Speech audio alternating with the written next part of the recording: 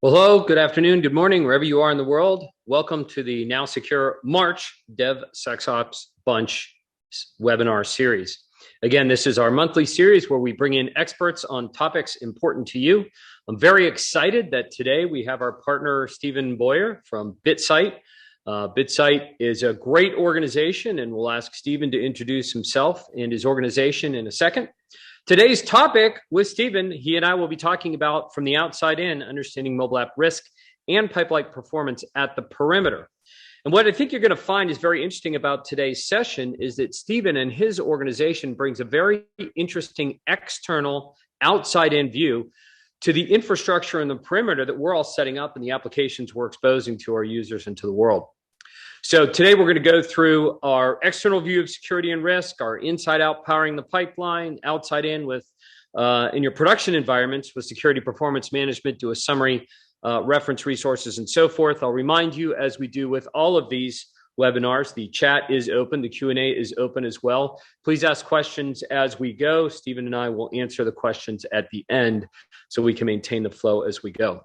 So without further ado, Stephen, could you introduce yourself to our audience today? Yeah, thanks so much, Brian, for the opportunity. Hello, everyone. Stephen Boyer, co-founder and CTO at BitSight. And of course, I'm Brian Reed. I'm your host, your moderator, and all things mobile here at NowSecure. And so for today's session, I'll introduce a little bit about NowSecure, then ask Stephen to tell you a little bit about BitSight. So NowSecure delivers a full suite of mobile application security solutions. We're a mobile-first, mobile-only company. We were actually born when the iPhone and the Android was born. And for those of you who know my history, I actually come from BlackBerry, which then migrated into iOS and Android and all those other great things over the past 15 years. And so here at NowSecure, we offer products and services. We have a world-class research team that powers what we do. We work a lot with standards bodies in the open source community, along with commercial tools. And we integrate with all the different kinds of tools you're going to be using in your pipeline. So for us, it's all about speed, efficiency, high quality, security built in, protect your mobile perimeter as you deliver those applications for your customers and your employees. Now at NowSecure, we work with lots of the companies you know. We're big in a lot of the regulated industries like finance and insurance. We also work a lot with consumer goods and healthcare, whether it's protecting patient privacy or enabling your remote users to use their iRobot that runs around your house. We're all about securing that mobile perimeter. And so with that, I'd like to have Stephen introduce BitSight. Hey, thanks, Brian. Just delighted to be here. If you're not familiar with BitSight, BitSight is the pioneer and global leader in cybersecurity ratings, founded over 10 years ago with thousands of customers across the globe. And we really help customers in 5 key areas. One is third-party risk management. How do you understand counterparty risk that may be a vendor or supply chain, could be someone else that you're looking to do M&A on, et cetera. You want to understand that counterparty performance. And we're going to share some of that research later on today of what we've done to help people understand that. The other one is what we call security performance management, which is how am I doing from a cybersecurity standpoint? We'll get into more details on how do I manage the governance of the organization, manage the day-to-day operations, and really kind of get assurance across the organization that we're doing the right things and investing in the right areas. The third one is in insurance. We work with just about every large cyber insurance company on the planet that are insuring global cyber insurance premiums. And they are trying to understand the risk. They're trying to understand, hey, well, as you come here for insurance, how is your mobile app doing? And what risk might that bring? And we'll share some of the results that we had on that. The other area is that we work with financial services who are making investments. They are trading on information. We took a large investment from Moody's and announced a deep partnership where credit ratings will now be incorporating cybersecurity risk information into the credit analysis for all credit issuers, which is forthcoming. And then we also work with national governments that are trying to protect their critical national infrastructure. You may or may not have seen President Biden's announcement to warn U.S. critical infrastructure of potential impending attacks. And so we work with organizations to try to identify vulnerabilities that might exist in their countries or other critical infrastructure within inside of their country. So looking forward to the conversation. Well, very good. So as is tradition in our monthly session here. We're going to do a couple of polls to get some folks interacting here. So, general swath, we know people have lots of different roles that might be involved here. You might be in the development side, you might be into the application security side, you might be in the perimeter security side, you might be in security assurance. There's lots of places you may come from, but just think about, in a broad sense, how would you and your peers, in your organization talk about how confident you are in defending your perimeter. So if you want to go ahead and pick what works for you here, don't worry, no one's going to see your answer. And I think what we tend to learn is some people have more confidence than others when it comes to really understanding the risks, the external facing risks in their organization, as well as how well they're building security into the applications and services they're delivering to their employees and their users. Okay, so if we can finish up the polls here. And can you share the results, please? Very good. All right, medium and high confidence, yay. We more often than not get security and risk professionals on these. So my hope was that low confidence wasn't what was going to happen. Today, we're going to show you ways to measure that, see if it's really true from an analytical perspective, as well as compare yourself to some of your peer group. So with that, we have one more, which is if you think about the mobile apps you're building or the web applications you're building, how efficient is your program? Right. So when we think about security, there's security, but there's also perfect security. And there's how much does it take to invest and how much effort does it take to actually securing your environment? So we're kind of interested in where you are on kind of the efficiency scale. So if you're here, you're interested in DevSecOps, perimeter security, production security, development security. DevSecOps now is everything from development through production and ongoing operations, right? So we're interested in kind of where you think you are on the efficiency curve here. We'll take another sort of 5 seconds. Why don't you go ahead and pick one? And with that, can we see the answers, please? All right, so medium efficiency, high efficiency, and a mix of the above. That's what most audiences look like to us here. And we're going to talk a lot about today is, I'm actually at another event today at the same time, and there was just a conversation about we've spent like $1 trillion on security in the last 20 years, and we still can't solve all the problems, right? So a lot of this has to do about where do you put your effort and your capital, and how do you make sure that you're getting the value out of it? Now, this year's DevSecOps bunch, unlike last year, starts with a little bit of fun. So when we think about securing your perimeter, we're going to play Guess That Castle. So this is actually Titchfield in Hampshire, UK. And so it was built to defend the town and I guess the king who was living here. But you'll notice the perimeter defenses are pretty light, right? There's no moat, there's no bridge, there's no gate. There's actually some pretty good open windows that you could probably find your way into.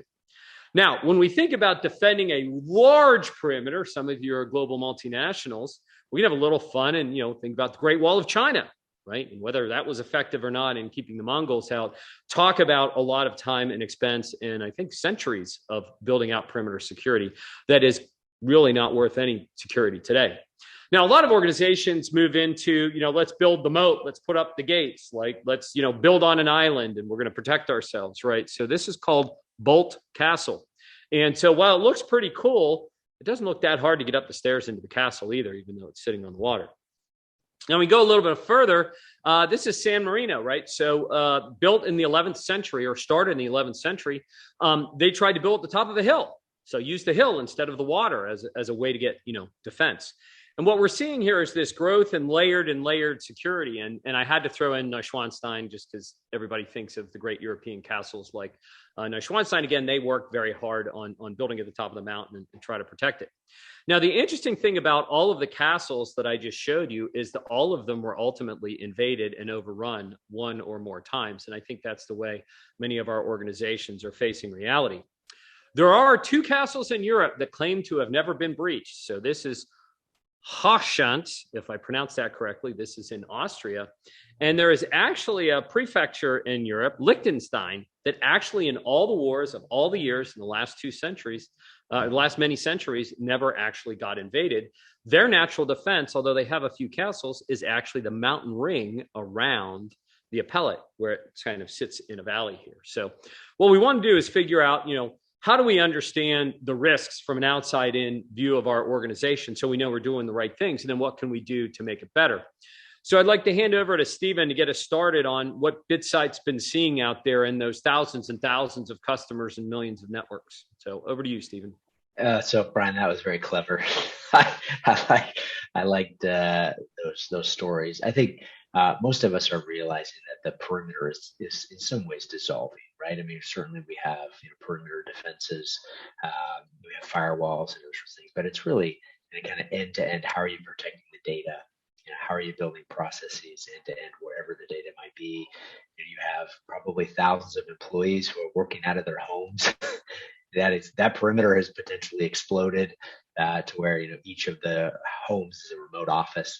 So we need to be thinking about this a little bit differently and holistically. So what we're showing here is just some of the risk vectors that we assess that we can determine from the outside. And we call this outside-in assessment. So we're not going in and having access to each individual laptop and running processes there on the firewalls or routers.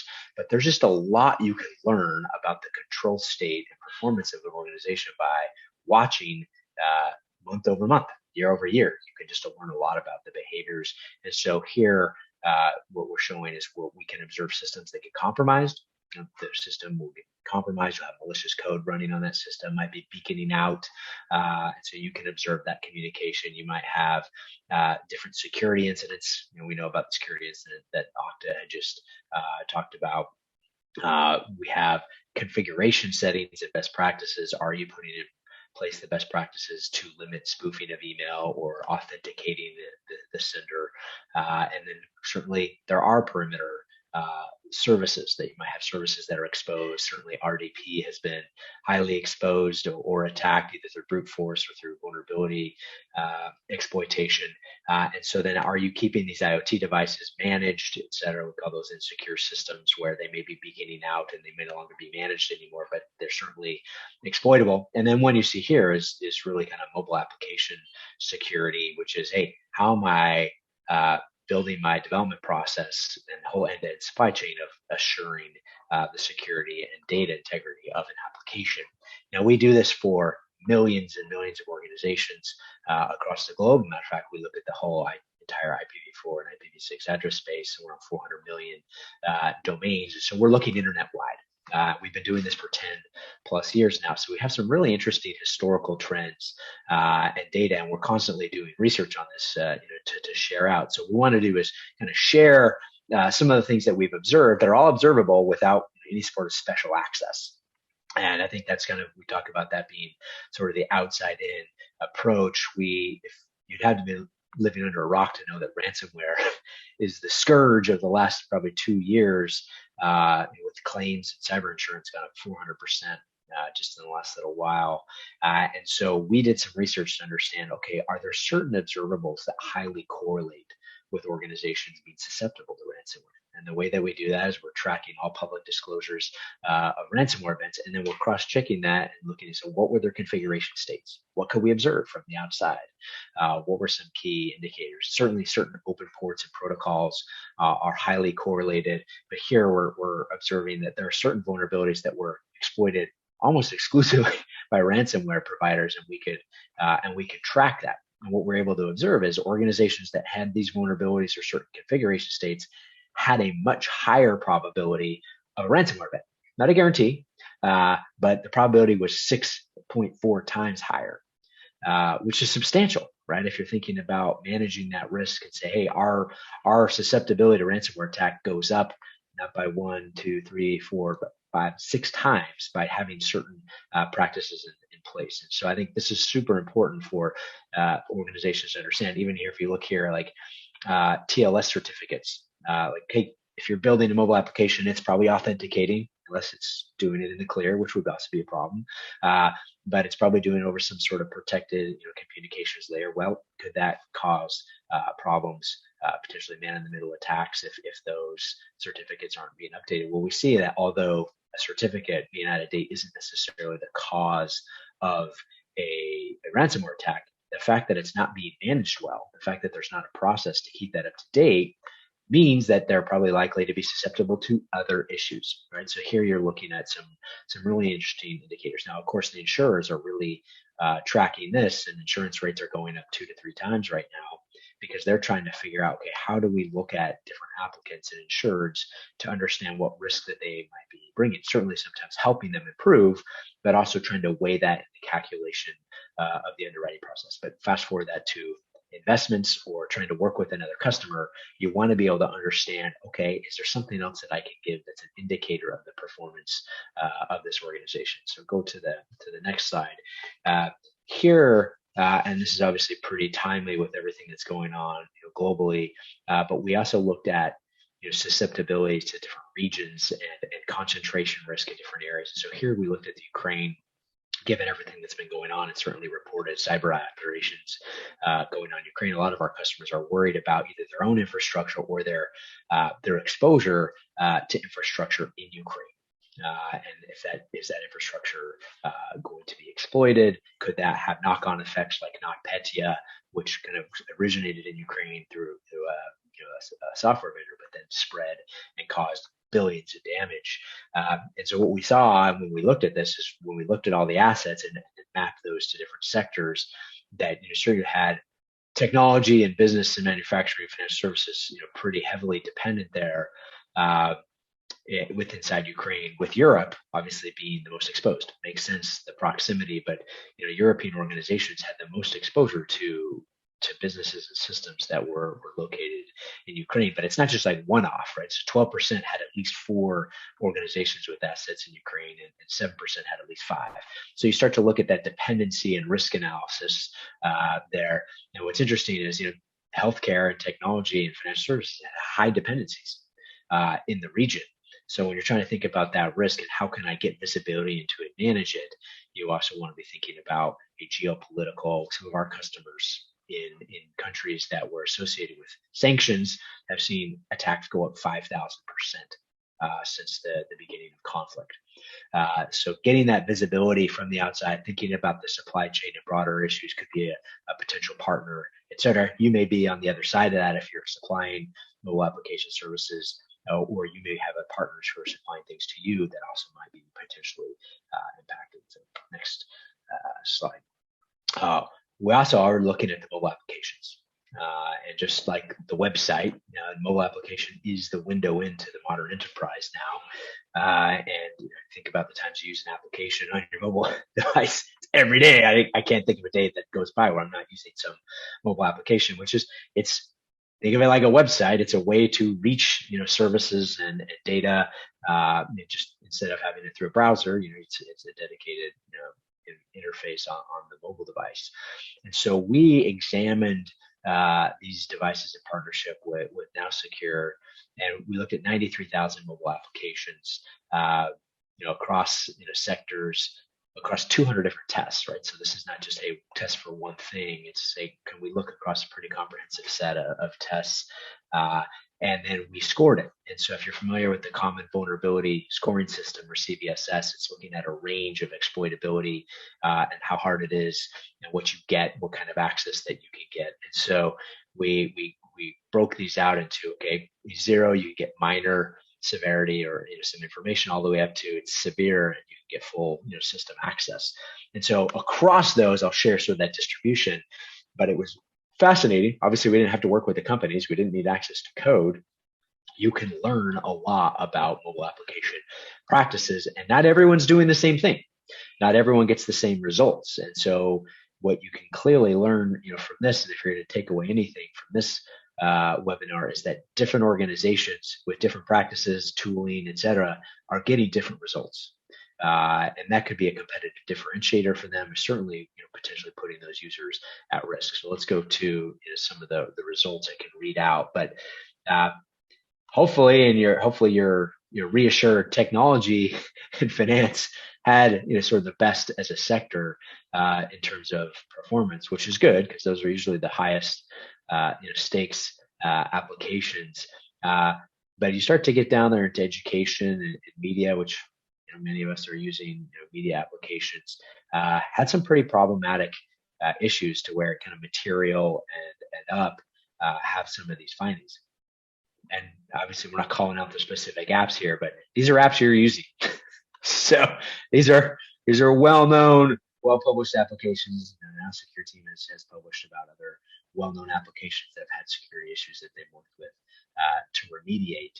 And so it's just interesting to look at that distribution and say, hey, it's not all as well with all these different applications. And of course, this is by industry, but any one particular organization can have issues, which could lead to remote code execution or system compromise.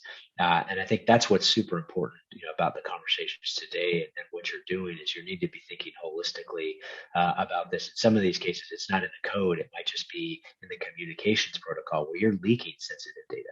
Code may be rock solid, but you're leaking really sensitive data there, right? And so that's something that needs to be addressed. And so I just want this group to kind of understand that what you do and how you operate end to end from the code all the way to the service is really important in terms of cyber risk to either the users or the organization who are using those. Next.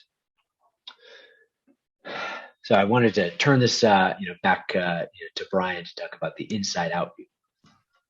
Here we go. So now we're going to kind of dissect how to operationally improve the security of the apps you build and then improve your ability and visibility and management of your security performance at the perimeter. So we'll start with the inside out. We'll do an outside in. So, as we do every month, we take a look at the pipeline. We think about how software gets developed. If this is your first time joining the DevSecOps bunch, you probably have a pipeline picture like this of some way, shape, or form in your organization. Right. So you have the inception that starts on the left, and it kind of runs through a code, commit, build, test. That's where a lot of developers and security teams live. Then eventually you move through staging into production, then sort of monitoring your production environment. And you have your giant feedback loop that's effectively your release cycle after release cycle after release cycle. And so when we sort of think about the pipeline, what we work with organizations on a lot is how do I build in security in an efficient way through the pipe? Right? If I want draconian security and it's manual testing and it's slow and it takes me weeks at the end of the pipe, then either I'm massively delayed in my release cycle or I release insecure software, right? That insecure software gets picked up by BitSight and say, hey, wait a minute, you've got problems with leaking data in production. So there's this delicate balance of how much security is good enough and how much speed is good enough and where can we kind of meet in the middle, along that journey. And so what we have found actually working with many of those organizations, it's interesting as Stephen listed those industry verticals, our heaviest concentration of customers are in those top four verticals, financial services and insurance and retail consumer type businesses. And to a T, the majority of them that have high velocity, low risk, high performing environments use practices like the ones I'm going to share here. So our goal here is to kind of share the best practices on how to run an efficient and effective mobile pipeline, but you could really apply it to any kind of application pipeline. So the first thing that actually drives efficiency in our research is establishing a set of standard policies that everyone can agree to. It's the begin with the end in mind. Right? So if development has clear security requirements, if development and security have clear SLAs on how security is going to do testing and how development's going to do fixing, if you have clear lines of demarcation on what's a showstopper, P1, P2, P3, however you're going to level it, and a tiered risk model that says some apps are riskier than others. As BitSight looks at the data, as we look at the data, we both see that, a WebMD lookup medical information app is not as risky as a patient cardiac monitoring app that has my PHI in it, right? So we need to dial this in, and then you can dial in for efficiency because for WebMD doesn't need the security that my patient monitoring. And so to go with that, the next biggest impact you can have, and notice I haven't said buy any tools yet. The second biggest impact you can have on efficiency and quality is actually training and driving continuous improvement. If developers understand how to write secure code, they write it securely in the first place. If the development and security teams partner on standardizing on third-party libraries or first-party components that have been pre-tested, then they use those in a repeatable way, and every application that leverages those components will also be safe. And so we found a substantial performance improvement, again, with organizations who roll out training. In a session I'm at the physical event that I'm at today as well, there was a whole big session on skilling up security teams. There are 4 million open cybersecurity jobs around the world, is what one of the people said. That is a huge number. And so whether you've got a developer and you're going to train them up on security, bring someone from IT over into security and risk, however you do that, make sure you have a training program. And then build that into your feedback loop, right? Because things change over time, right? NotPetya happened and then everybody needed to understand it. Log4j happened, then everybody needed to understand it. And so continuous training is part of it. So now I've got an agreed set of goals. I've got standard requirements being fed into my pipelines based on the tier of my applications. Now I actually want to automate testing. And for any of you who come from a world of doing manual testing, you have this impedance mismatch between a 2 to 3 week pen test and a DevSecOps cycle that requires code commit to prod in 90 minutes. We have organizations that are running that fast. To get there, they're using automated testing that's actually embedded in the tool chain so that every time a build is done, that mobile binary is automatically tested. In this world, you can actually test for MASVS. You can run a battery of tests against it. What's really cool today, state of the art for mobile AppSec, is you can actually get in a single pass, you can get SAST test, IAST, and API sec. So while you may have tool bloat in your web world, in your mobile world, you can actually go with a single technology that will actually scan all that. Now, finding it fast is important, right? So I want to run those tests every day, every build, return the results, look for deviation, what's new, what's been fixed, and so on and so forth. But the other thing you need to do is fix it fast, right? More advanced organizations are measuring not just time to test, but time to repair or mean time to remediation. And when we looked at that, certainly training early in the cycle to develop secure coding skills means you write fewer bugs, but when you get one, you can fix it faster. But we actually found that compresses that training time or compresses that remediation time is actually embedded developer remediation with things like repair guides and sample codes and mini training videos. And so now the developer checks in their code, or all the developers do. If you're a large organization that might have dozens or hundreds of developers, builds done automatically by your CI/CD, systems automatically tested, results are automatically fed into a ticketing system. There's no human intervention in the middle. And then it's all stack ranked by priority and whatever rules and policy you establish for the developers to work on it. And the developers get the guidelines to make it easier and faster for them to do their work. Now, invariably, when I say automate security testing, someone comes back and says, well, what about threat modeling? What about these complex scenarios? How do you get past multi-factor authentication and things like that? What happens if I have an implantable biometric device and I have an IoT app talking to that? Can you automate all of that? And the answer is no. For certain high complexity scenarios, you need to do manual pen testing. So equip your pen testing team with skills and tools so that they can do it, or hire a third party to do it. But what you can get is this really great virtuous cycle now where I can do 80% of my testing automatic, and then 20% of my testing is manual. And that makes everything run faster and still allows you to squeeze out the risk of the more complicated components running in your pipeline. Now, for those of you who come from like a pen testing world or a traditional security analysis world where your analyst team is testing apps once in a while as they flow through the pipe and you're getting ready for release near the end of the tail, this is a really different way to operate. And what's actually great about it is when we talk to our more advanced customers, their security analysts aren't pen testers anymore, or that's exception testing that they're doing.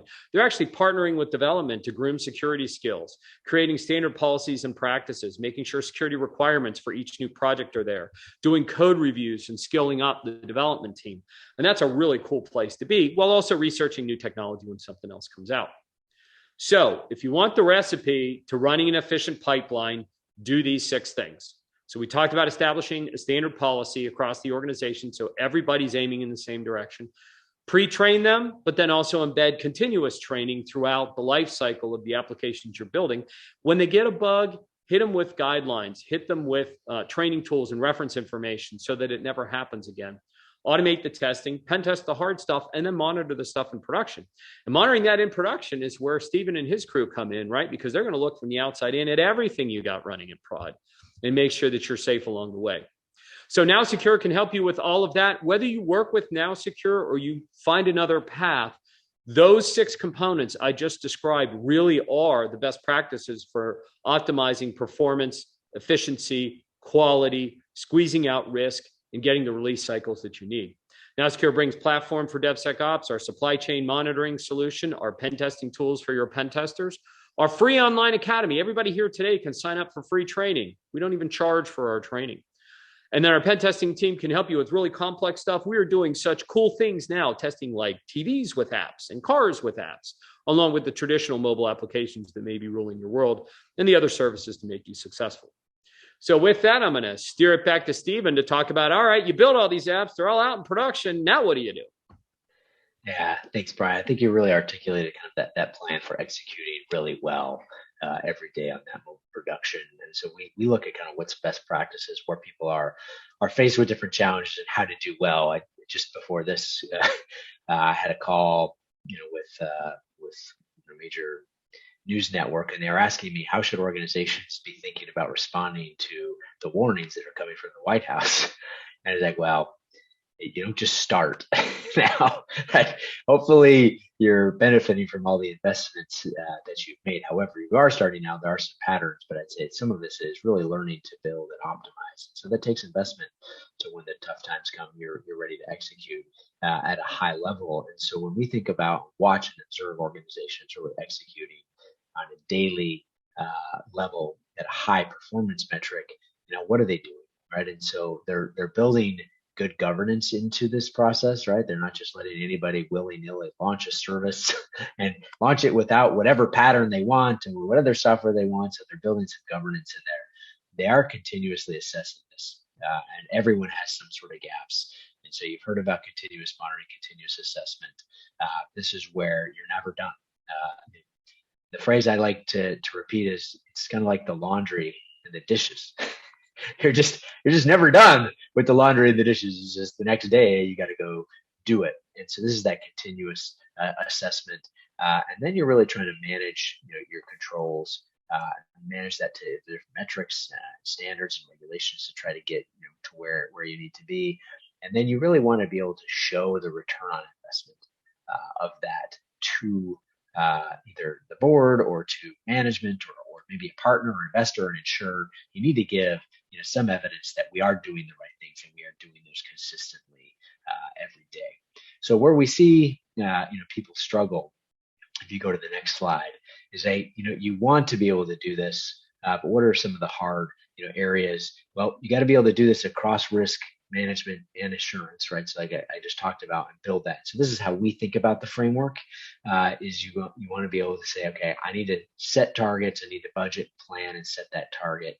But now I got to go every day and manage these issues because they'll come up, and then I got to be able to demonstrate that. So we call that assurance, and this is that loop of what we call security performance management that you're in, and that's kind of the treadmill, hamster wheel, however you want to call it, that you're on, and you can put that and apply that to any of your different systems, mobile or otherwise. When you think about what you're trying to answer, go to the next slide. You're trying to drive accountability. You click ahead one.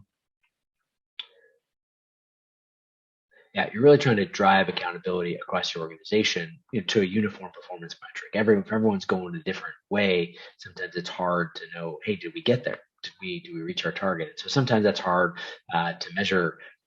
Sometimes it's hard to get that in financial terms. And that can take many, many months. And some of the approaches that are out there, although pretty comprehensive, are very, very time intensive and hard to calibrate. And so you want to be able to be efficient here. And then you're trying to understand the business impact of what you're doing and where you're investing. Hey, what is the impact? What's the business impact of us really changing our CI/CD pipeline for our mobile application development? What do we think that means? And what do we think that return on investment is? Because you're going to have to justify that spend in some way. And so you got to be able to show that. And for far too long, we've used the, hey, we're going to get hacked or everyone's getting hacked type of argument. And that's just not going to work anymore. And we see budgets getting compressed or at least pressurized to make sure that you are justifying this and you're understanding the return you're getting on investment. So you need to be able to set those kind of targets. Next slide. The next area is you got to be able to manage this day to day and look at what's out there, your footprint, whatever servers get deployed to connect to your mobile applications, whatever is enterprise wide.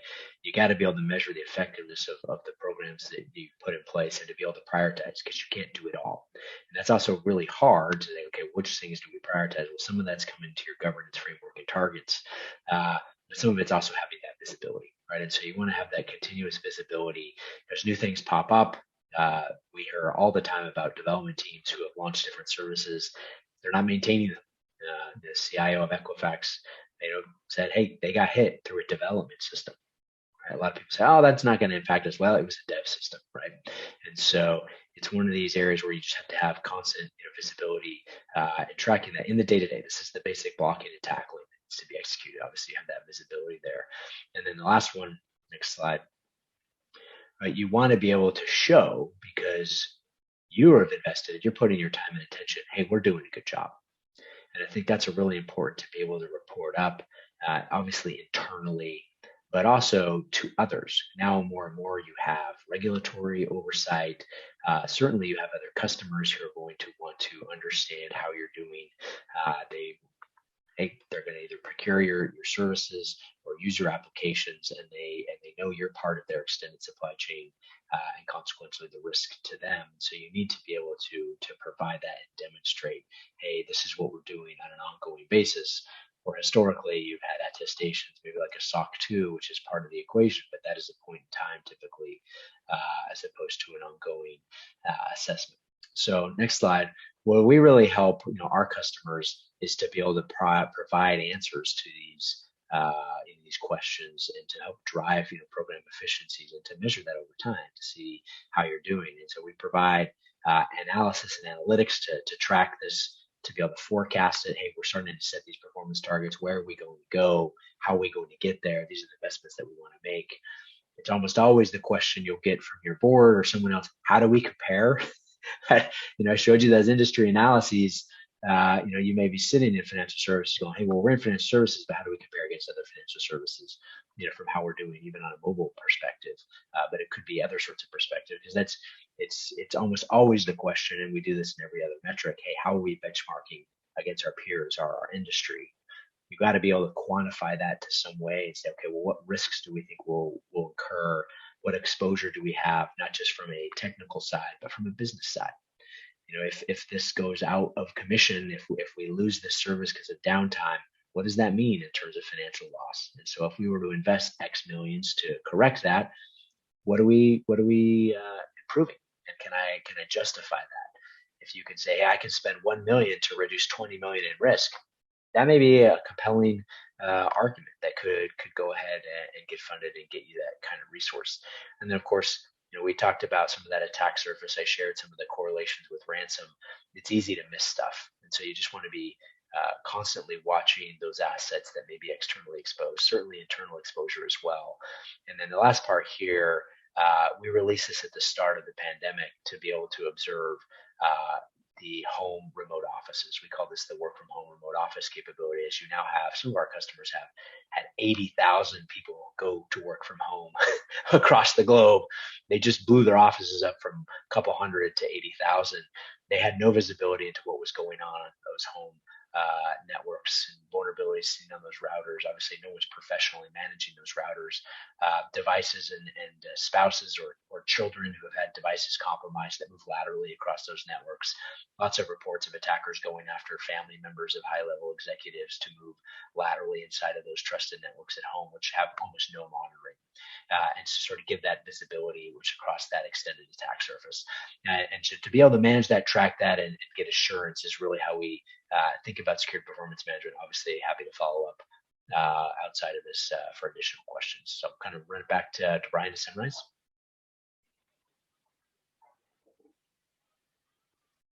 Absolutely. Thank you, Stephen. This has been quite the power-packed session today, with all the best practices coming from Stephen over at BitSight, along with ourselves here at NowSecure. And what we're really trying to do is give you that holistic path to success, right? For the stuff you build, the perimeter that you operate, services that you deliver to your users and your customers and your employees. We want to make sure that you're doing the right thing in the most efficient, cost-effective way across the two organizations. So to kind of bring it all together, we do partner together. We work with BitSight. We bring mobile data into the BitSight world. We bring BitSight brings us in to help on the mobile side of the house. But our customers also depend on BitSight, with many mutual customers, from the perspective of covering the entire risk profile, right? Not just the mobile app side. So we bring the automated testing, as you know, we bring the pen testing services, We bring the education for the continual learning. And that's really where we have velocity with success, with low risk, with meeting the business objectives. Stephen, from the BitSight view? Yeah, no, and it's super important here. Obviously, this is it's very mobile focused. It's definitely broader than that. But I would say as you go out for insurance or you're in these RFPs or RFIs, the counterparty is going to be doing these sorts of assessments, and so you want to make sure that you've done whatever work you need to do to assure yourselves that you can assure others of the fact that you've done due diligence, that you've got a process, and that you're looking and observing those. And so, it's a great partnership to know we're getting pretty comprehensive dynamic and static analysis of these applications, and there's nothing that's perfect, right? But I would tell you it's way better than zero, and that people are scrutinizing this more than ever. Because they understand the risk. There've been some pretty high-profile breaches through mobile applications, and so insurers and counterparties and investors are thinking more and more about this. And you can't just say, "No, that's just our mobile app. I'm going to discount it." It's now an important asset and interface into the enterprise that has all sorts of other systems that it's connecting to that need to be considered, managed, and monitored. All righty. So we always have a closing poll. We want to kind of have an understand how do we influence you in your thinking today, and what are some of the initiatives you're thinking about now that you might want to look into. There's many components of building a best-in-class organization today, but we thought we'd pick out a couple of those and give you a chance to vote. So pick multiple choice, whatever was most interesting for you. What we want to understand is where you're going to go next, right? We had people at medium and high confidence, and as well as a few in the mix. They're, in their confidence, they're protecting their enterprise. Interested in, okay, what areas might you be looking at next to investigate? We'll leave the poll open for a second here. And then maybe we can go ahead and get your votes in, and let's go ahead and show the results. We appreciate you answering this. It'll be interesting to see what the crew has. So automated testing is in there, equally tied with security performance management. So we very much encourage, basically they're both automation. It's automating the testing pre-production, and it's automating the monitoring and risk management post-production. So there's high value in all of it. There's a lower vote on standards-based policy and controls. Have a look at that. That really can be a game changer for you. We'll just encourage you to think about that going forward. So if you could close the poll, and we'll move on. So Stephen, tell us about an organization who's doing it well. Yeah, so this is AVEVA, and historically, it wasn't a priority. This is a classic story. Or somebody comes in and say, we do this thing, and we don't feel like we need to be excellent from a cybersecurity standpoint. But their program just didn't help them win business. It wasn't a competitive differentiator for them. And then as they were being assessed, they were seen as somebody who wasn't doing the things that they needed to do to build confidence in somebody who was going to work with them. And so what they, if you think about those different areas of the model that we had talked about of just helping to set targets, they were pretty clear, hey, we want to come in and we want to be a high performer. And they set that as a target. And that's an organizational decision that you have to make, that the whole organization has to buy into. Why? It's not like just somebody on the weekend can just fix all this stuff, right? That takes buy-in across the business to make the right investments and change the right processes to improve. Then they were to track it over time and make adjustments over time and say, hey, how are we doing? Are we getting better? And then the real great outcome is they were able to get high level visibility with their board and C-suite to show, hey, we're investing here and we're improving over time. And of course, it's not them grading their own homework. This is an independent third party looking at this with evidence and data. They can show, hey, an independent third party is watching us get better, and we're making the investments, and that's going to pay off. And I think that's kind of that classic cycle here, which is, and not only are they just reporting that up, but that's going out to other folks that are trying to work with them in the business. Now, these end up becoming critical for software going out to other organizations. But I think this is why this is a good example here, is like they're relying on someone to develop capabilities for them that someone else can use and deploy. And someone else really wants the assurance that they're doing a good job. So it was just great to see this, where they went from low maturity and starting out to someone who's performing at a pretty high level in not too long of a time. Right? This isn't like a 10-year journey. This is a year or two journey that can happen, but it takes organizational buy-in. Commitment is always a core part of getting there, right? So, and guidance and leadership and frankly funding. So I think I'd like to talk a little bit about Allstate here. So when we look at Allstate moving fast, right, they're trying to figure out how to make their developers as productive as they can while building security in. They've deployed a lot of these strategies: tier modeled strategy, training, embedded training in their ticketing systems, continuous automation in their testing environment, and continuous monitoring of their production environment and all their production systems. And that's allowed them to achieve a lot of innovations. You know, whether you're familiar with Allstate or not, they've got award-winning innovations in mobile that I'm familiar with. They were the first mobile app for any insurance company. They're the first mobile app you could do a claim on your phone. First mobile app that you could actually pay your insurance bill on your phone. And so they've continued to innovate in mobile in many other areas. And actually, they've got a very advanced IT innovation infrastructure wrapped around them. So we got some free resources. So here from NowSecure, we've got been doing a lot of work with GitHub. You may have seen our big announcement with GitHub. We're now the mobile solution for GitHub. So have a look at the GitHub actions. They were available as of Q4. Tons of free training, right? Today was free training, but our academy is free and open. Go sign up at academy.nowsecure.com. Developer, QA, risk management, AppSec, what have you. There's full board training there. And if you're building out your tool chain, we have a guide for you to kind of think about what's the right combination of tools to make it all work. And so with that, we're going to take Q&A. I'll remind you this will be open for a couple minutes. We did get a couple questions here. And so, Stephen, I'm going to hit you with the first inbound question. Yeah. How does BitSight collect vulnerability metrics from companies in order to determine an accurate rating? Or are the ratings strictly considered if the company had a cyber attack? Now we're doing this. So the way that this works is we'll look at any service that's listening on the internet, right? So you're looking at all the ports and protocols across all IPv4 known and all IPv6 that can be discovered. Obviously, you can't hit the whole IPv6 space. And then once you've done service discovery, you understand what service it is.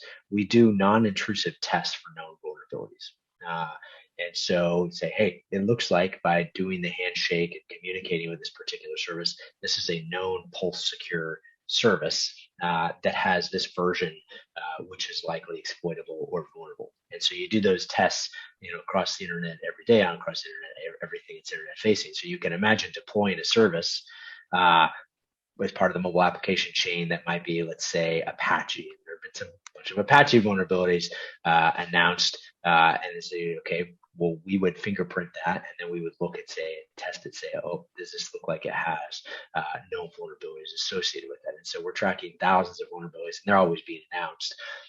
There are certain limitations to that because you can't exploit, at least we wouldn't exploit those. It's just certain vulnerabilities you can only determine definitively if you exploit them, where we'll look and say, hey, this one, depending upon the level of test, this one definitely has it. We'll call that high confidence, or there's some that may have it, like low confidence. For example, I'll use the latest Java vulnerability with Log4j.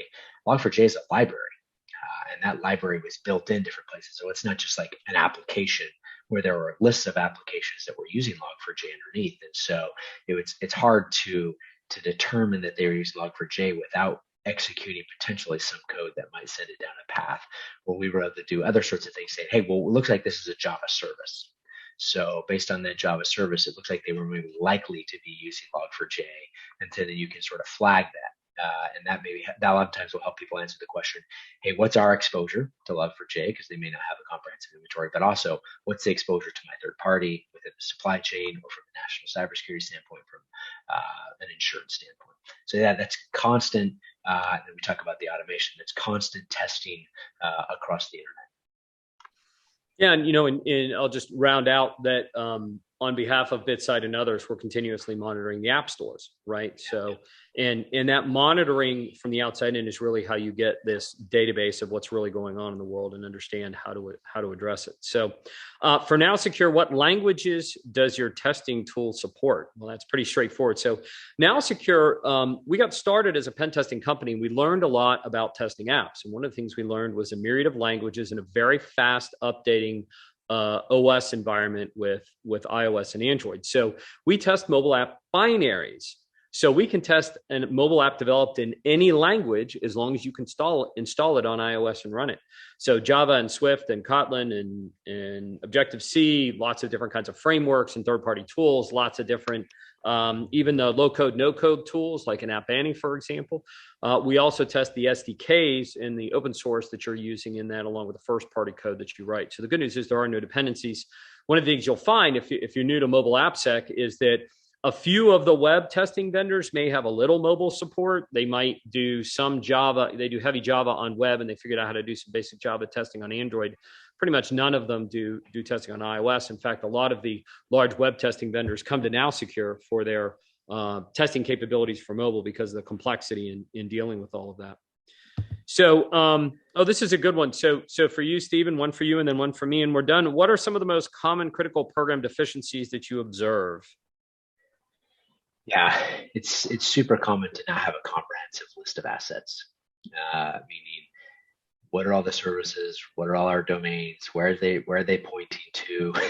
And one thing that we see pretty commonly, especially in cloud, I would say, is that people will set up a domain, and this domain will and a host name will point into a cloud asset. So let's say it's guest or example.nowsecure.com, and NowSecure will deploy this, and then they'll point that DNS record into a cloud service, Amazon, Azure, pick it, Google, and then they take that down, right? And so they take that system down, but yet that domain still points there. And then what will happen is an attacker or somebody else will get that IP address. And now what you've done is you just pointed all of your customers or anyone who would be resolving that host to some address that you don't control anymore. Oftentimes people say, well, hey, no, that's not a real risk to me, but it's actually a real risk to any service going to that. It's the equivalent of you going to google.com and sending your browser off to some random IP address that could be controlled by anybody. And we'll observe these systems that are exploited. They're commonly exploited in the control of some sort of external adversary. And so it's actually pretty common for that to happen, because you just have to have a pretty comprehensive list of what were the services, what's being decommissioned, what are all of our domains, what are they pointing to. So we see this oftentimes in apps, all the time in apps. These are host names, domains. There might be backup that the mobile apps are calling out to, right, that might not even be managed anymore. They could be landing in lots of different places. And so just keep a really good eye on all the assets that are in the mobile applications, the IP addresses they're going to connect to, the host names they're going to be connecting to, because it's easy to neglect that and it can be exploited. Well, thank you, Stephen. The last questions for me, it's how do you get dev and sec to work together? How many times have I heard that one? So yeah. That's a challenge for almost every organization, right? If you have a strong security forward community, you may have regulations that force you together, but in many instances, it's a challenge. Our head of services says half the time we're doing marriage counseling between security and dev, and maybe a little QA and ops running around in there as well. So what we tend to find is when you offer value and encouragement, that's a way to build a bridge. Go find someone who already is quality leaning, because quality equates with security. And maybe you can find your first pod or your first group of developers you can work with on a particular project who do naturally appreciate quality. They do understand security ramifications, and find ways to create your starter project and your starter program to make it all run. Obviously, if you really want to grow an organization, we've seen a lot of companies like State Farm, for example, set up DevOps dojos, which is really a whole expertise-driven best practice to transform from waterfall and agile into DevOps and roll security in through it. So there's a variety of ways to get there. But in many instances, give them some training, give them some encouragement, and take them to a hackathon. In our pen testing experience in working with clients, the most impactful thing to change a developer behavior is show them how, as a pen tester, you can hack their app. Show them an exploit in the wild, or show them an exploit in a dev build. Obviously, you don't want one in the wild, but help them truly understand. And we've seen large organizations like Cisco, for example, run lots of hackathons. The developers love it because they want to, kind of understand and learn about it, and that motivates them to, and then, write the secure code in the first place once they understand the implications of maybe how easy it is to hack a particular app through that hackathon. So we are coming up to the top of the hour, so I'm going to wind us down here. Stephen, I want to thank you very much for joining me today. I've learned a lot about security performance management, more than I knew before. And I'm very impressed with the data set you have, which is basically the world's entire database of what's going on the internet for every company and every endpoint. So I would love to be a data hound in your data. So thanks for joining me today. Of course. Hey, thank you, Brian. Great. Really appreciate it. And happy to follow up with anyone on the call who wants to learn more. Absolutely. So you're good straight man. So everyone will get a copy of the slides and a link to the webinar replay for your organization. Also, both BitSight and NowSecure will be in touch to see if there's anything else we can help you with along the journey. Again, we thank BitSight for joining us this month. This is our third DevSecOps bunch of this year. We've been doing it for a few years now. I'm excited that next month we've got GitHub coming along for the ride. So we'll take a look at developer first security next month. And thanks everybody again for joining us today. And I'm Brian Reed from NowSecure signing off for the DevSecOps bunch. Bye, everyone.